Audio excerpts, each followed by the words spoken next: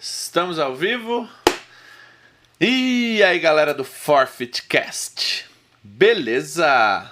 Começando mais um podcast ao vivaço, como sempre. Hoje é um dia especial, né? Normalmente vocês já estão acostumados. Nós fazemos sempre de terça e quinta, normalmente às 18, 19 horas. Mas, como eu falei, às vezes vem convidados de outros estados, vem convidados de fora do país até. E a gente tem que ir dando um jeito na agenda e eu consigo trazer o convidado aqui para rolar aqui o ao vivaço com vocês.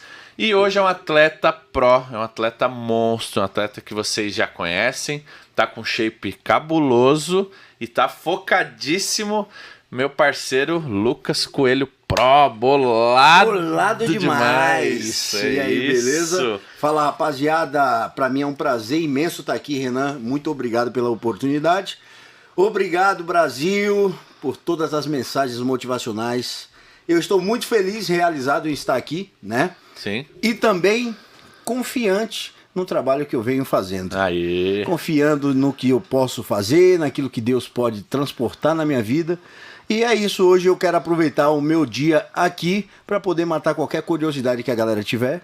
Boa. E bater aquele papo contigo. É isso. E quantos podcasts? Já participou de alguns, não? Já participei de alguns já. É? Já Renato Cariani, participei Você fez do Iron Chicória. Berg? Sim, O fiz. tiozão? Sim. Eu não lembro, pô, que da hora. Fiz o Renato, você e o Chicória. Da hora, isso aí. Isso aí. E hoje, como sempre, a gente não só fala do atual. Esse é um dos diferenciais aqui do ForfeitCast.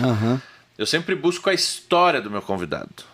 Porque nada mais legal e motivador do que mostrar a sua realidade. Sim, claro. Que muitos não enxergam.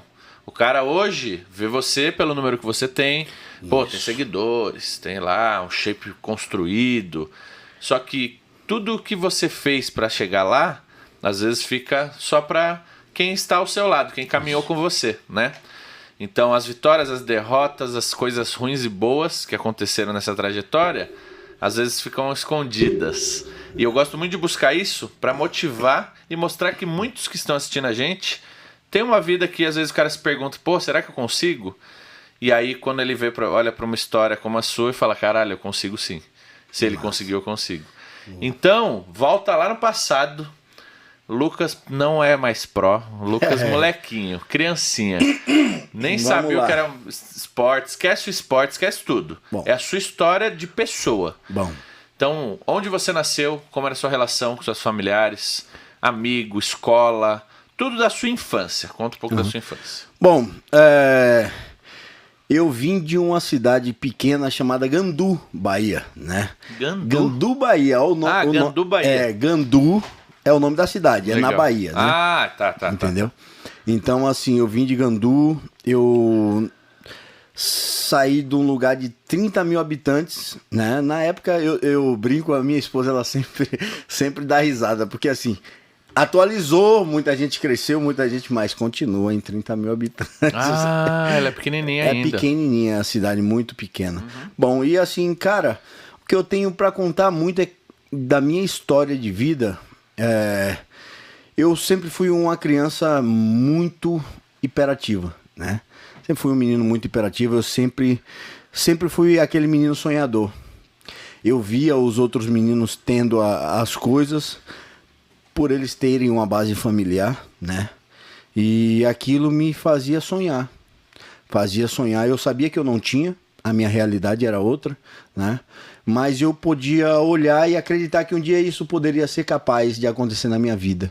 E eu creio por essa persistência e otimismo da vida, eu vivi muita coisa boa, muitas realizações. E quando criança, né, como eu acabei de falar, eu não tive uma base familiar como todo mundo tem, normal. Seu pai, sua mãe, seus irmãos, né? Eu fui criado com a mãe, meu pai me abandonou. E com o tempo, minha mãe arrumou outro marido, né? Que é o pai do meu irmão. E assim, foi um cara que cuidou da gente da maneira dele. Mas eu sofri muito. Eu era um moleque que eu apanhava muito, né? Nossa. Tanto da minha mãe quanto dele.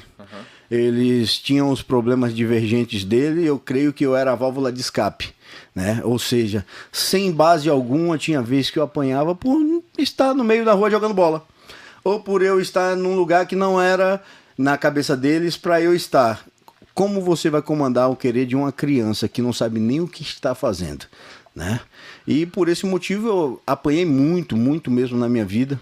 E eu lembro que a minha mãe chegou a comentar com a minha esposa, falou: Larissa, eu acho que o Lucas passou uma boa parte da vida dele sem falar comigo e sem ligar pra mim, porque eu batia muito nele. Nossa. E de fato foi uma coisa muito real, porque eu passei a me curar depois de muitos anos, né? Passei a me curar depois de muitos anos. As pessoas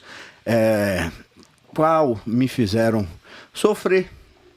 Eu, por um tempo, tive nutri sentimentos muito negativos sobre elas e sobre a minha vida mesmo. Eu já me maldizia, já não acreditava mais em muita coisa, né? Porque assim, eu vivia um tempo na casa de um tio, um tempo na casa do outro, um tempo na casa do outro. Para quê? Para poder ter como comer, ser cuidado, né? E isso mexeu muito comigo. Eu desde criança eu trabalho e eu sempre trabalhei. Então eu ia para casa de um tio, ajudava um tio, ia para casa de outro, ajudava o outro. E quando eu estava com a minha mãe, eu sempre trabalhei para ajudar dentro de casa. Então, ou seja, eu fui uma criança com a infância totalmente desconstruída, né? Eu não tive uma infância, eu não tive uma razão moderada para crescimento pessoal. E tudo isso refletiu na minha parte de crescimento como ser humano, né? E com o tempo a gente foi descobrindo o efeito de não ter uma família causava. Eu, com um tempo na minha vida, me tornei um jovem muito agressivo, muito repulsivo. Muita gente não queria saber de mim porque eu era muito ruim. Eu era o tipo do cara assim, se o pai do moleque batia no moleque e parava quando ele tava mole. Se eu brigasse no colégio, eu batia no moleque pra matar ele e ele sair dali desmaiado. Várias vezes isso aconteceu. Eu cheguei a deixar muito moleque desmaiado de pancada. Arrancava o braço da carteira e ia lá, porque eu não tinha uma base. O que eu aprendi, quanto mais porrada eu tomar e quanto mais porrada eu der, menos eu vou sentir, sabe? Então, assim, foi uma desestruturação completa da minha vida, a qual me levou a ser um cara sofrido. Eu uso essa palavra sempre. Sofrido, desestabilizado, mas com o tempo tudo foi se encaixando. Entendi. Com o tempo eu pude ir caminhando pouco a pouco e os sonhos foram brotando de novo no meu coração. E isso foi trazendo de volta a minha vida, a vontade de crescer, a vontade de me tornar alguém. Então, tem uma parte da minha vida assim, e eu vou ser bem verdadeiro e direto. Eu não lembro com muita frequência de muita coisa na minha vida, porque eu tive dependência química em droga. Uhum. Então, a droga me apagou muita coisa da mente. Sério? Sim. Então, aqui agora, eu contei pra você tudo isso aconteceu na minha vida. Só não tenho datas específicas. Pra poder lembrar diretamente. Porque já teve, que nem a parte do colégio. A parte do colégio que eu batia nos moleques já foi antes, já foi depois. Que eu apanhava muito do pai do meu irmão. Uhum. Então tem coisas que ainda se tornam desconexas por não ter noção de tempo. Então eu peço desculpa de repente para não ficar aquele negócio, o cara que tá contando duas histórias, não. É que eu tenho esse problema e eu já falei, minha esposa sempre fala comigo, fala, amor, você melhorou muito, mas com o tempo ainda vai melhorar mais. É isso aí. Porque isso é restabelecer, né? Restabelecer conexões de neurônios. E isso me abalou bastante. Caramba. A parte que eu passei em dependência química, porque eu vivi praticamente jogado na rua, vivendo como um craqueiro, né? Nossa, a gente vai falar disso também.